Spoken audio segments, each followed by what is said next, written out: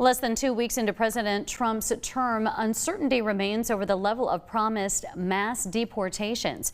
News Channel 11's Jeff Keeling reveals that in one small rural county with a significant Hispanic population, officials, including educators, are awaiting more clarity.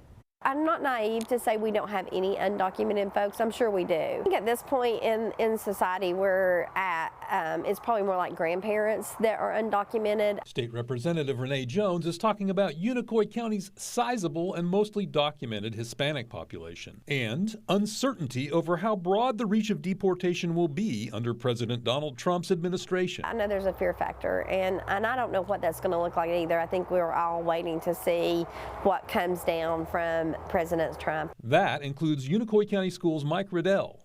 He knows some area families that may include citizens, legal migrants, and undocumented members.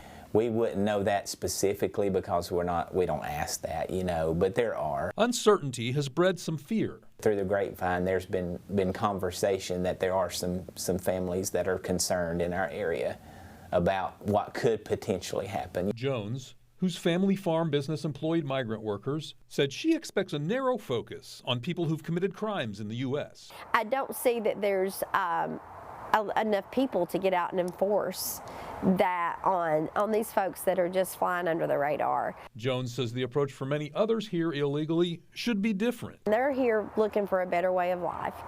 And I think, the thing to do is try to figure out who those folks are that's actually, just trying to be here for those reasons and help them get the pathway to get their legal authorization. She believes just approved changes at the state level regarding driver's licenses and local and state collaboration with federal authorities don't set Tennessee up for mass sweeping roundups.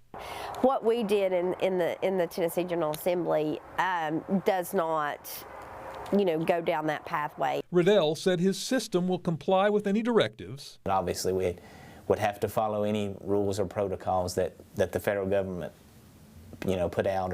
And stick to its principles. What we can do is control what we can control, and that's to make sure our schools are safe and our students are safe in the schools and know that they're loved, and that we're going to try to educate them as long as they're with us to the best of our ability. In Unicoi County, Jeff Keeling, News Channel 11.